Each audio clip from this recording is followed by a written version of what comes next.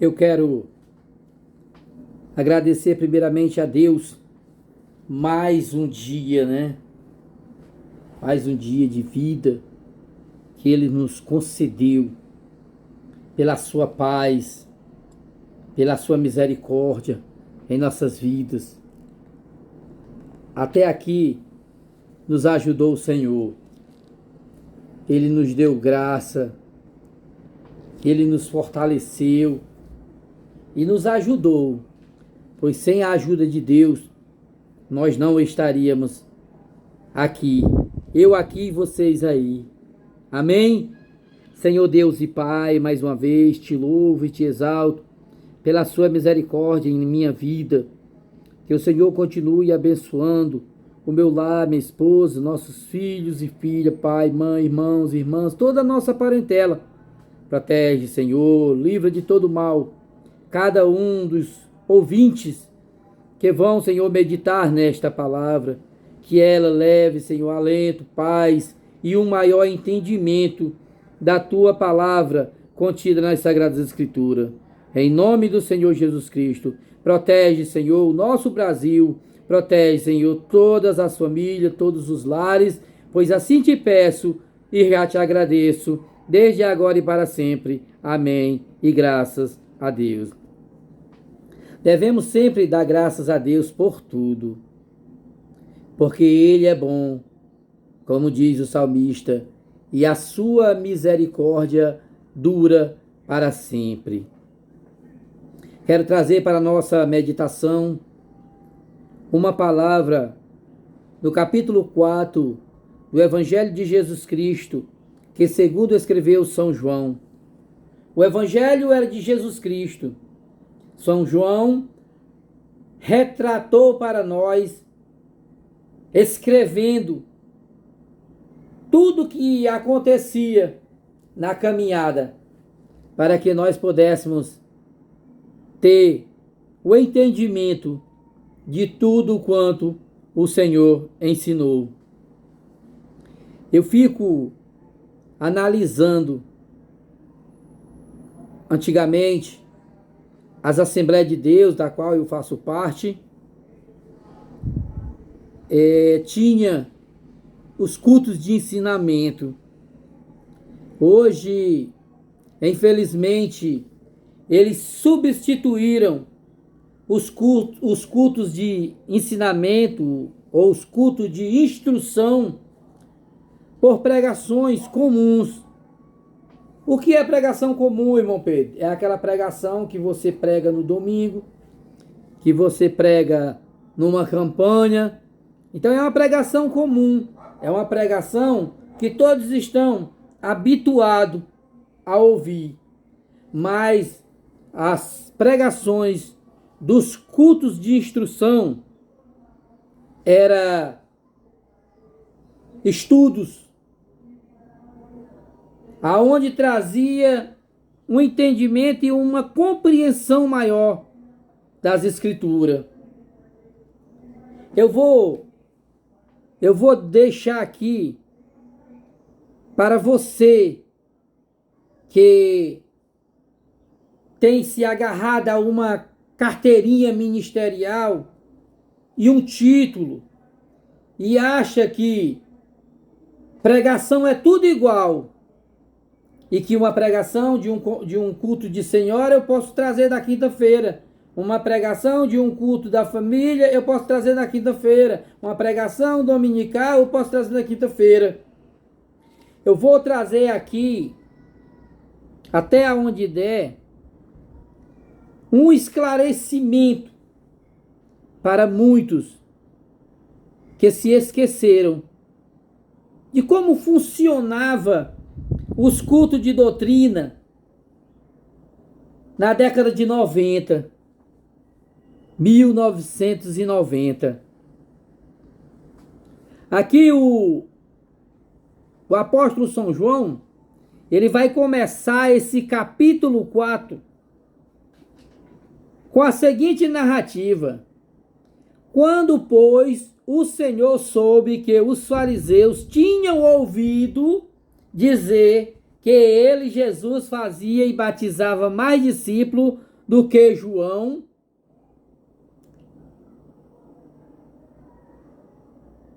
ainda que Jesus mesmo não batizava, mas os seus discípulos. No versículo 3, deixou a Judéia e foi outra vez para a Galiléia. E era-lhes necessário passar por Samaria. Chegou, pois, a uma cidade de Samaria chamada Sicá, junto da herdade que Jacó dera a seu filho José. Todos nós estamos habituados a ler assim. A gente simplesmente passa o visto, mas não consegue extrair a essência da palavra, a profundidade da revelação que está contida nesse texto. E eu vou mostrar para vocês algumas coisas que muitos pregadores deixam de falar e que os irmãos perecem por não ter o conhecimento mais aprofundado da palavra. Por que que não tem mais o culto de instrução, o culto de ensinamento? Porque eles criaram cursos de teologia. E aí você vai lá, faz uma inscrição e todo mês você paga um valor se quiser aprender o que os pastores antigamente ensinavam nas quinta-feiras. A primeira coisa que desandou, os cultos de quarta-feira, os cultos de quinta-feira na subcongregação, que era de doutrina, de ensinamento, eram de portas fechadas. Hoje, eles fazem os cultos de portas abertas para todo mundo ouvir. Todo mundo ouvir. Por quê? Porque não tem mais ensinamento. Os cultos de doutrina era de porta fechada, porque ali o pastor ia tratar de assunto que só era desrespeito à igreja, que só era para a igreja. Mas hoje não. O pastor manda abrir as portas da igreja, pega o microfone e fica falando bem alto, pedindo dízimo, pedindo oferta, e o pessoal lá fora se escandaliza. Eu já ouvi pessoas dizer, olha, já está metendo a faca nos irmãos. Assunto que era para trazer, em particular, para a igreja, é aberto para os ímpios, para os incrédulos, para as pessoas que não têm o conhecimento da palavra de Deus. E aí, eles se enquadraram no que Paulo falou para Timóteo, que não iam mais, futuramente eles não iam sofrer mais a sã doutrina, eles não iam mais ensinar a palavra genuína como é para ser, não iam mais instruir a igreja na verdade. Eles iam constituir pastores que fizessem do jeito deles, marionetes. O pastor ele não tem autonomia para ensinar. Ele é uma marionete. Meninos novos, que não têm experiência de vida. Como vai ensinar? Só com letra. Só com letra. E o pastor ensinava o marido a tratar a mulher nas quinta-feiras. Nas quinta-feiras o pastor ensinava as mulheres a se comportarem em casa e na igreja. Como criarem os seus filhos como pessoas educadas. Mas hoje não.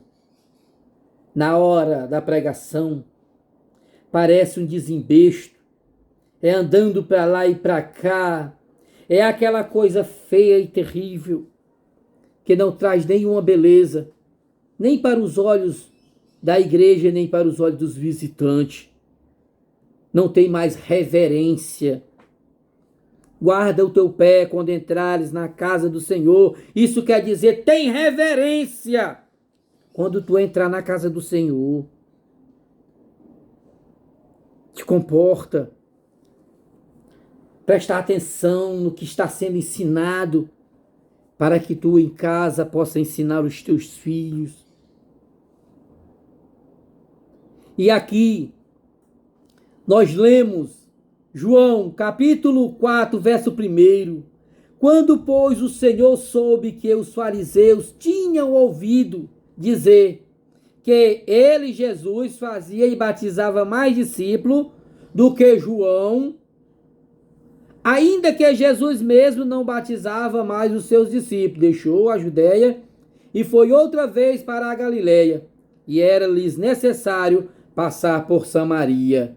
Chegou, pois, a uma cidade de Samaria chamada Sicá, junto da herdade que Jacó dera a seu filho José.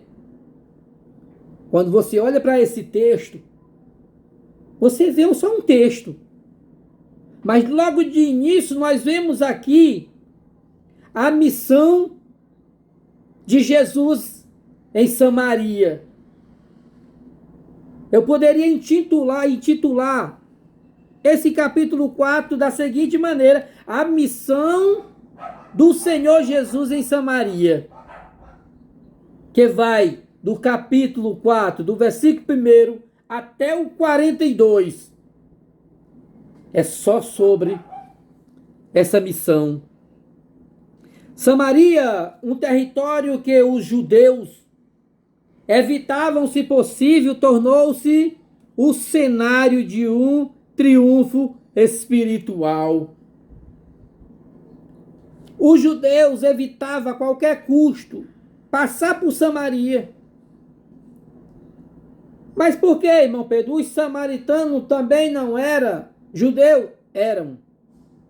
Mas depois do cativeiro babilônico, Samaria foi povoada, não só para os judeus, mas também por outros povos, outras raças. E ali, aqueles judeus de Samaria constituíram família com outros povos que desagradavam a Deus, era contra o ensinamento de Deus. Eles não podiam tomar para si mulheres de outras nações, só da nação de Israel.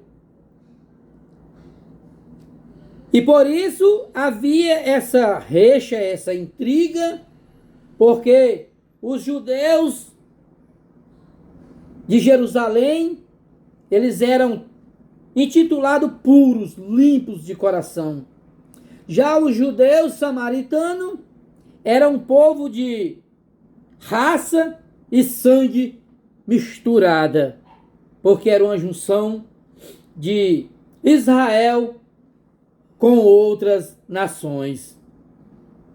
E aqui nós vemos 3 pontos principais que vão chamar a nossa atenção no decorrer dessa leitura. Um poço, uma mulher, um testemunho. Olha que coisa maravilhosa. Você já tinha visto? Você já tinha parado para extrair desse texto esses 3 pontos principais que estão aí, que a gente não consegue ver passando a vista só por cima? Um poço, uma mulher, um testemunho. A colheita dos samaritanos que creram, tanto os samaritanos quanto os judeus precisavam do corretivo de Cristo. Precisavam ser substituídos pela vida do novo nascimento. E lá no capítulo 3 a gente vê justamente isso. Jesus já trazendo o corretivo para os judeus.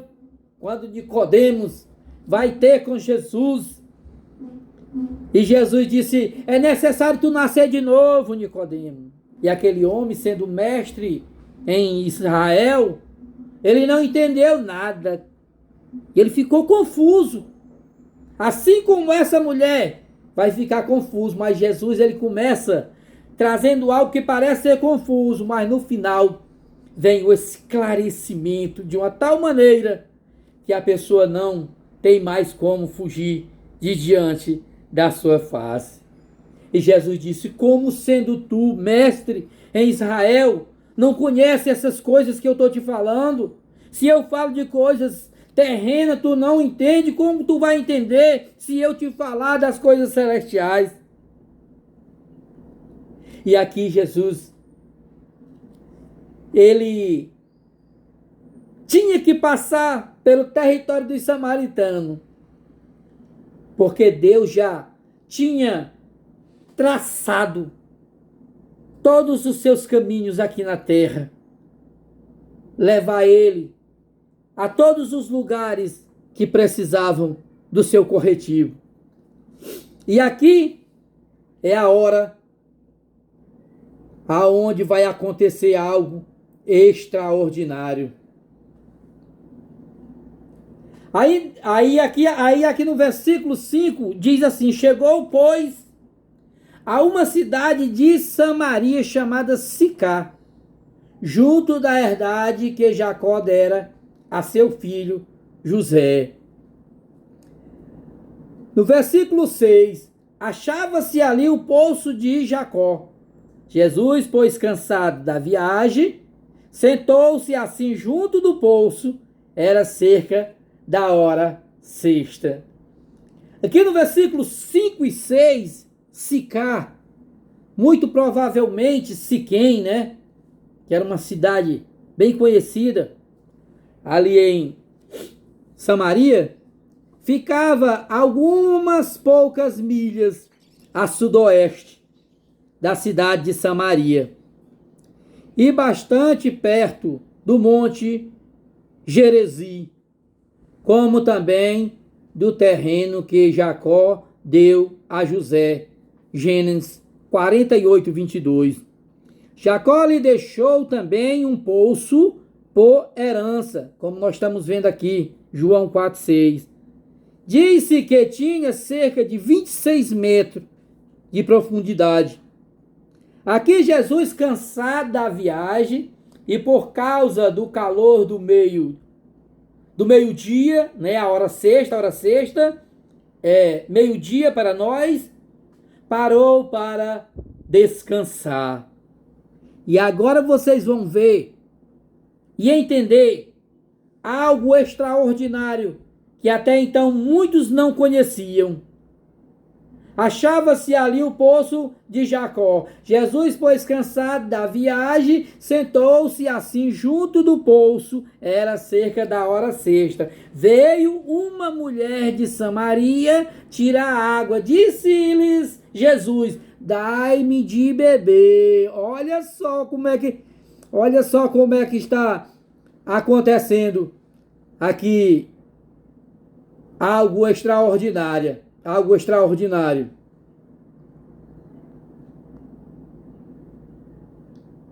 No versículo 8, pois seus discípulos tinham ido à cidade comprar comida. Disse-lhes então a mulher samaritana: como sendo tu, judeu, me pede de beber a mim, que sou mulher samaritana?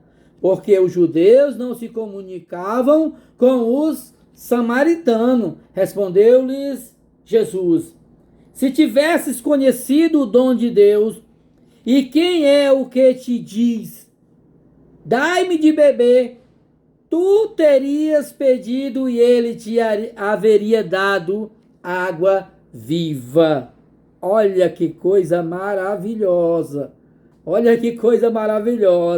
Que até então a gente passava por cima e não conseguia entender. No versículo 7 até o versículo 10, veja o que está contido nesse texto que nós lemos, do 7 até o 10. Uma mulher samaritana, nenhuma referência à cidade de Samaria, que ficava muito distante, mas ao território dos samaritanos. Ela vinha equipada para tirar água, considerando que a aldeia de Sicar tinha água, é provável que a caminhada solitária da mulher ao poço de Jacó indique que uma espécie de ostracismo imposto pelas outras mulheres da comunidade, conota-se 4:8, que ela vinha enfrentando devido à sua condição conjugal, a sua condição de vida que ela aparentava ter diante daquela sociedade, ela sofresse essa, digamos assim, esse tipo de preconceito.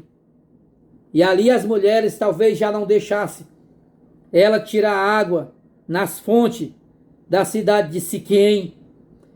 E por isso talvez essa mulher precisava fazer esta caminhada até o poço. Ou não.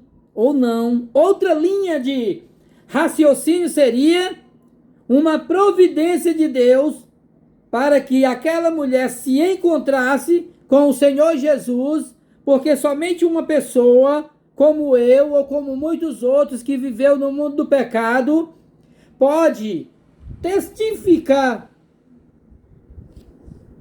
das maravilhas que Jesus fez em nossas vidas. Um projeto que tinha tudo para dar certo, pois desde a minha infância, católico, de uma família católica, sonhava muito em ser padre.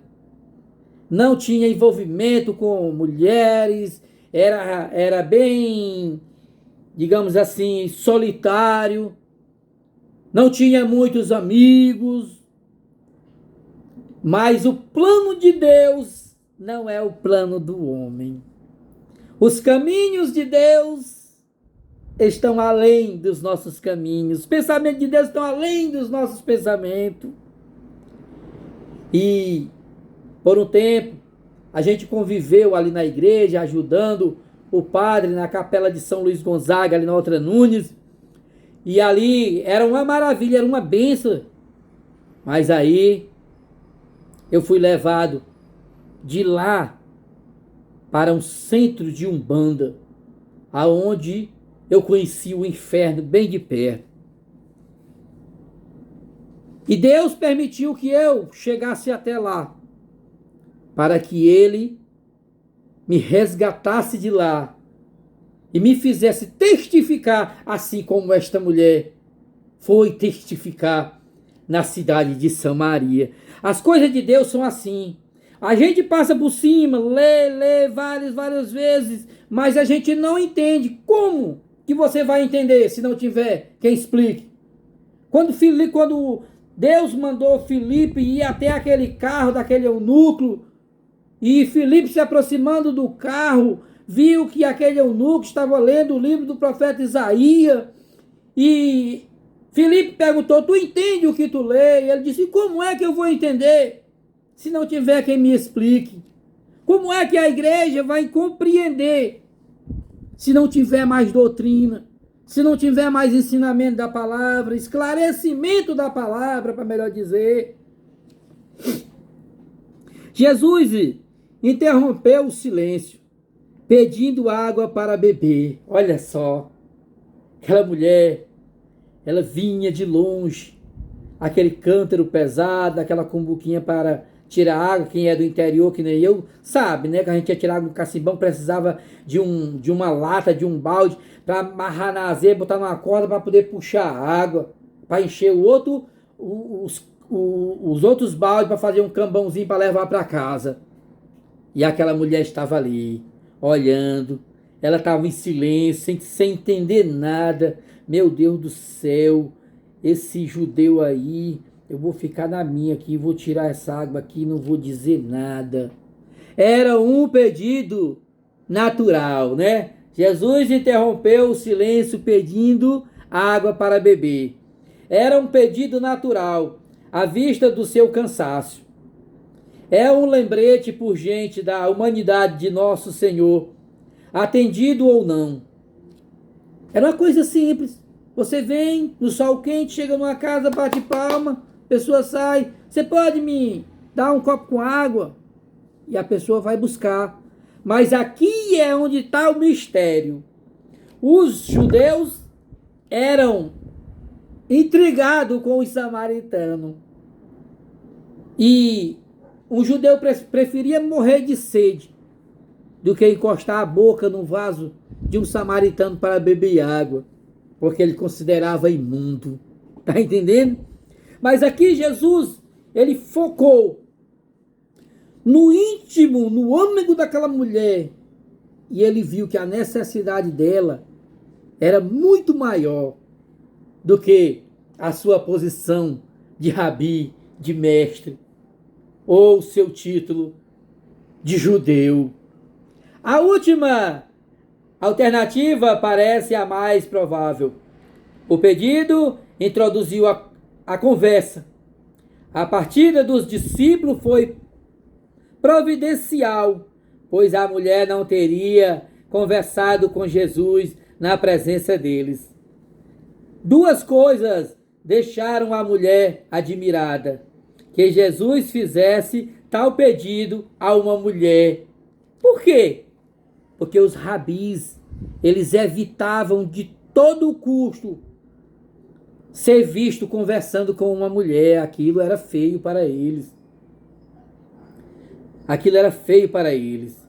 Que Jesus fizesse tal pedido a uma mulher, pois os rabis evitavam qualquer contato com mulheres em público, e particularmente que ele falasse assim com alguém que era samaritano.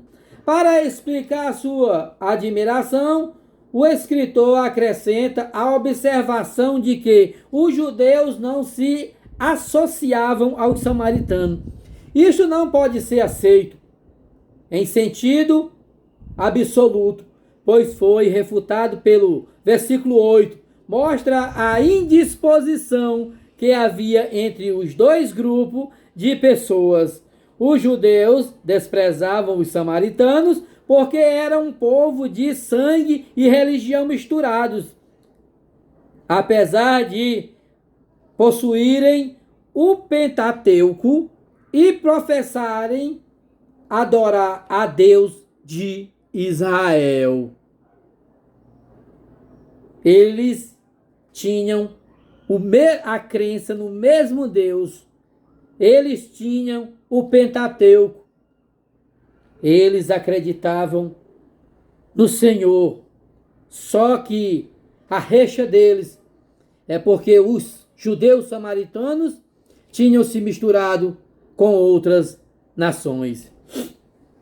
Um significado mais restrito foi proposto para as palavras da mulher. Os judeus não usam os mesmos vasos que os samaritanos. Olha só. E agora Jesus pede de beber. Ia botar água na mão, mas a água tinha sido tirada pelo vaso de um samaritano. De qualquer maneira, estaria contaminada, segundo a visão dos judeus de Jerusalém. Isto se aplica bem à situação. Respondeu Jesus.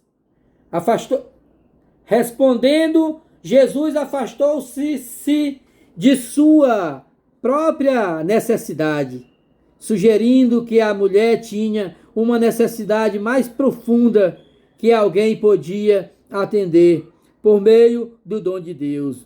Alguns os explicam em termos pessoais, referindo-se ao próprio Cristo, como nós vemos em João 3,16, que Deus amou o mundo de tal maneira que deu o seu Filho unigênito para que ele disse todo, não é só alguns, todos os que crê não pereça, não seja condenado, mas tenha a vida eterna.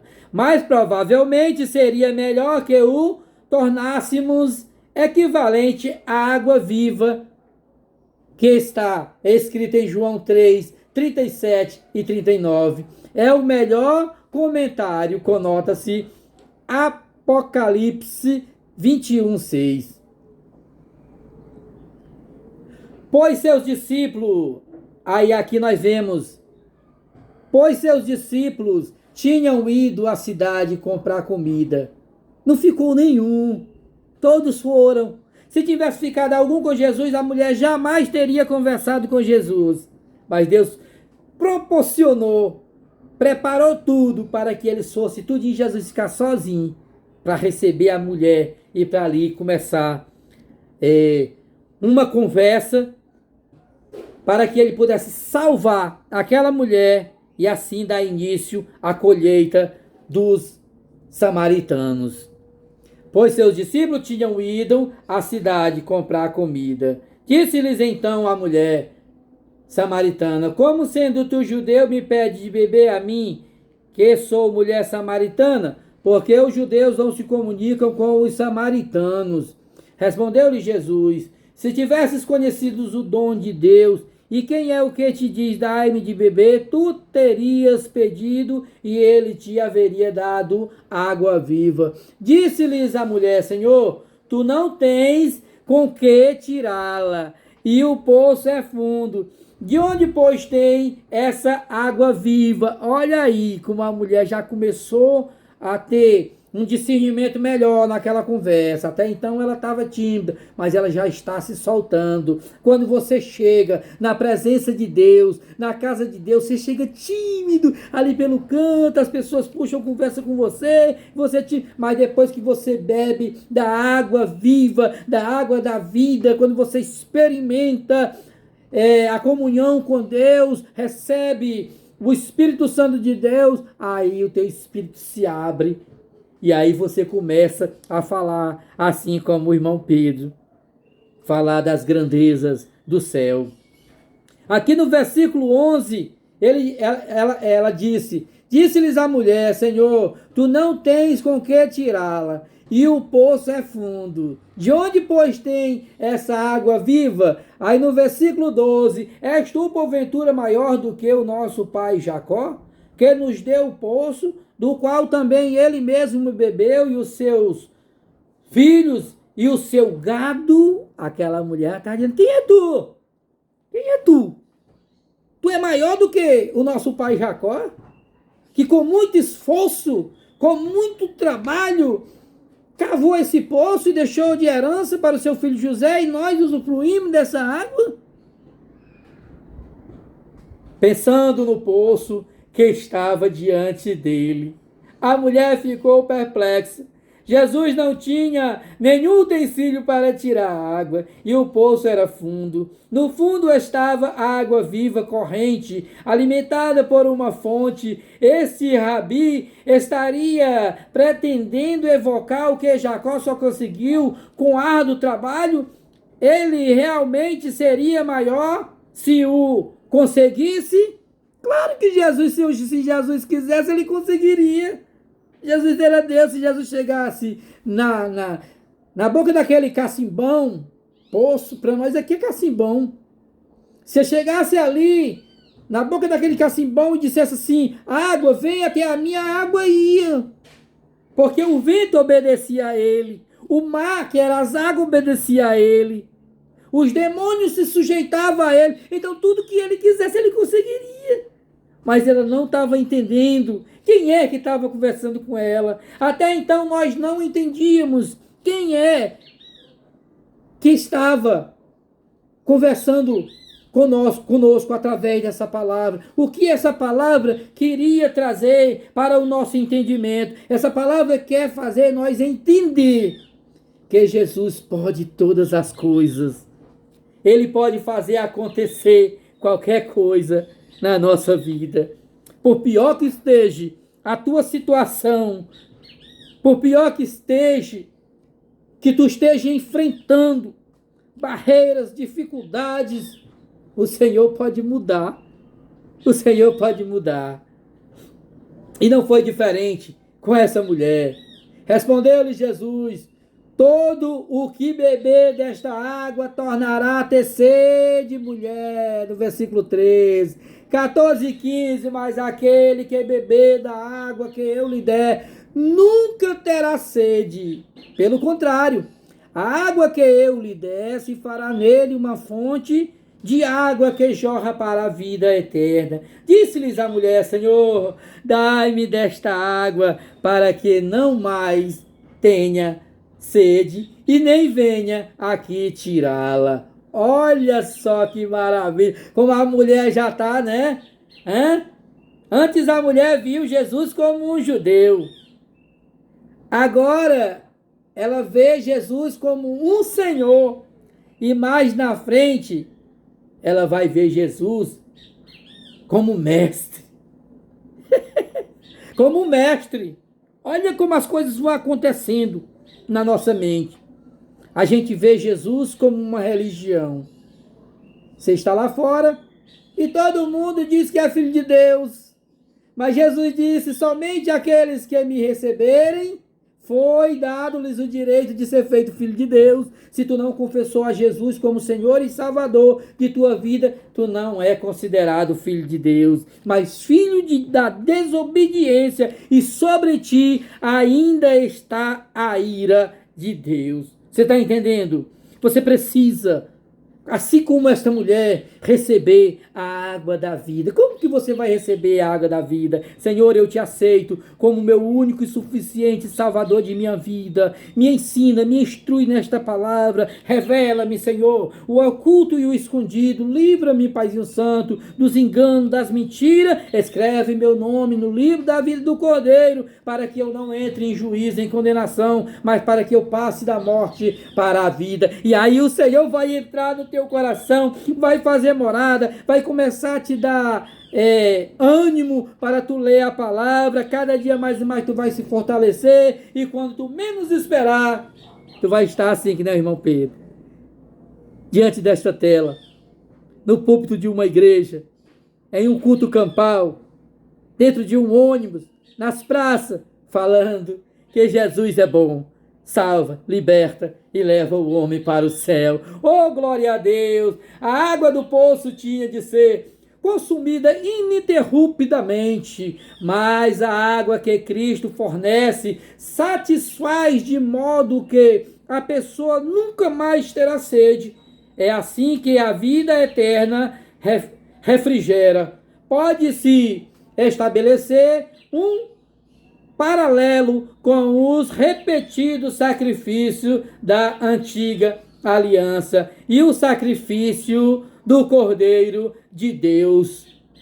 A água que nós bebemos, ela tem que ser bebida ininterruptamente. Todo dia nós temos que beber, assim como era o povo de Israel antes de Jesus. Pecava, matava um cordeiro, era purificado, pegava, matava um cabrito, pecava, matava um bezerro, pecava, e assim eles iam insaciavelmente vivendo uma vida que não tinha contentamento, que não tinha uma libertação. Mas Deus oferecendo Jesus como um cordeiro sacrificial por toda a humanidade, a água viva se formou dentro de todos aqueles que o recebem como Senhor e Salvador de suas vidas, uma fonte que salta para a vida eterna. Agora você não precisa mais fazer promessa, você não precisa mais subir degrau de joelho, carregar pedra na cabeça, não. Agora você entra no seu quarto, tranca a porta. Não precisa você estar indo para negócio de Morro de Sabiaguaba, subindo Serra da Pacatuba, da Aratanha. Não precisa disso. Isso aí é ignorância. Isso aí é coisa de quem ainda não entendeu essa palavra aqui. Jesus, ele fala que o povo de Samaria ia para o Monte Gerazim, porque achava que lá eles tinham a presença de Deus. O povo de Israel, os judeus de Jerusalém, iam para o templo. Mas Jesus, ele quebra tudo isso. Ele disse: mulher, a hora vem, já chegou, que os verdadeiros adoradores adorarão ao Pai em espírito e em verdade. Tu não precisa mais estar saindo de madrugada para Morro de Sabiaguaba, subir Serra de Aratanha, da Pacatuba, Maranguape. Não precisa mais disso, não. Entra no teu quarto, fecha a porta. Não tem porta, não, tem problema não, separa um cantinho lá. Senhor, eu vou fazer aqui o meu altar. Aqui é onde eu vou me ajoelhar para santificar o meu lar, para santificar, para que aqui o Senhor possa trazer paz sobre a minha casa, entendimento para eu poder instruir os meus filhos num bom caminho, para que a minha esposa, ela possa ser uma esposa obediente a ti, a mim, que ela seja uma boa governante do meu lar. É aqui, Senhor, é aqui, do jeito que o Senhor falou. Entra no teu quarto, tranca a porta, dobra os teus joelhos, não precisa falar nada não. Antes de nós falar, Jesus já sabe falar nada não. Só no pensamento, o diabo fica correndo de uma ponta a outra da rua querendo entender o que você está conversando com Deus, mas só você e Deus sabe. E aí o Senhor vem e derrama bênção sem medida sobre a tua casa. Aí a saúde, a paz, a prosperidade. E quando está tudo faltando, quando você vê, ai meu Deus, vai faltar tudo, de repente chega a providência, você não sabe por quê, porque você santificou o seu lar. Agora, quando você deixa a sua esposa, seus filhos, e se taca de madrugada em busca de Deus, tá no telhado, olha ele lá, não vai não, ele tá ali, vai não, rapaz, são movimentos de pessoas que, assim como os cupins no inverno cria asa e sai voando sem direção, direto pro bico dos passarinhos, assim são essas pessoas, vão para esses montes, vão para esses lugares em busca de zoada, e quando volta setado, traz enfermidade para dentro do lar. Santifica a tua casa, santifica ali um cantinho da parede, e a bênção vai estar sobre a tua vida, sobre o teu lar, sobre os teus filhos, sobre a tua esposa e sobre o teu pão, que não vai faltar. Eita, glória a Deus, é muito maravilhoso. Irmão, quando eu começo a falar aqui da palavra de Deus, o Espírito Santo, ele me toma assim de uma maneira que eu sei que é o Senhor, mas a gente não consegue entender. A gente só aceita, né? Quando tu abrir a tua boca, a palavra está junto de ti, aqui à mão, na tua boca. Quando tu abrir a tua boca, fala de Deus. No teu coração, o salmista Davi, ele disse: eu escondi a tua palavra no meu coração para eu não pecar contra ti, Senhor. Isso aqui está contido dentro desse texto, que você precisa entender. Aquela mulher estava confusa, aquela mulher, há tempos que ela vinha descendo, declinando, ela já estava no último degrau, tinha passado por 5 casamentos, e agora estava no 6º relacionamento, um relacionamento que não era aceito pelaquela sociedade, um relacionamento onde ela sofria ostracismo, que não podia nem pegar água ali pertinho de casa, tinha que andar milhas e milhas no sol quente para ir buscar água, para dar de beber para si e para aqueles que estavam na sua casa. E aí Jesus chega e oferece a água viva, faz uma fonte dentro dela, e agora ela não vai mais precisar fazer esse sacrifício. Eita, glória a Deus! Deus oferece uma vez para sempre. Ainda não compreendendo, mas já receptiva, a mulher pediu essa água para que a sua vida ficasse mais fácil. Ela disse: Senhor, dai-me desta água, para que eu não tenha mais sede, para que eu não tenha mais desejo pecaminoso, para que eu não precise mais viver relacionamentos impuros, relacionamentos que não são aceitos pela sociedade nem por ti, mas para que eu possa ter a minha vida restaurada, restituída. O Senhor quer restituir, quer restaurar a tua vida, mas é necessário tu compreender aquilo que o Senhor está falando para nós na tarde do dia de hoje. No versículo 16, disse-lhe Jesus: vai, chama teu marido e vem cá. Eita glória! Respondeu a mulher: não tenho marido. Disse-lhe Jesus: disseste bem, não tenho marido, porque 5 maridos tiveste, e o que agora tem não é teu marido. Isso disseste com verdade. Jesus penetrou lá no âmago, lá no íntimo daquela mulher, no versículo 16 ao 18. Antes da mulher poder receber o dom da água viva, tinha de compreender o que desesperadamente precisava dela. O dom era para a vida interior, a qual, no caso, ela estava realmente vazia. Aquela mulher estava vazia. O sofrimento dela, até ali, 5 relacionamentos, talvez pelo menos em algum desses relacionamentos, como nós vamos ver aqui, tenha entrado o divórcio, tenha entrado a morte, né? Teu marido, não tenho marido. 5 maridos, não é teu marido. A melancólica história de sua vida conjugal foi descoberta pelo poder de penetração de Jesus e por sua própria confissão. É provável que o divórcio tenha entrado em pelo menos alguns desses 5 relacionamentos que precederam o status final ilegítimo. Moralmente, a mulher estava descendo há algum tempo. Ela já estava, digamos assim, no último degrau. Eu cheguei no último degrau. Eu cheguei a dormir no chão, em cima de papelão. Para muitos, como uma das minhas irmãs, tentando confortar o coração de minha mãe, ela disse: mãe, se conforme, porque qualquer dia desse nós vamos buscar o corpo do irmão Pedro lá no IML para sepultar, porque não tinha mais esperança. Nem para mim mais tinha esperança. Mas quando a nossa esperança se acaba, aí o Senhor aparece na beira do poço, nos oferecendo uma água que vai nos restituir novamente a vida, que vai nos alavancar e nos colocar de novo de pé diante da sociedade.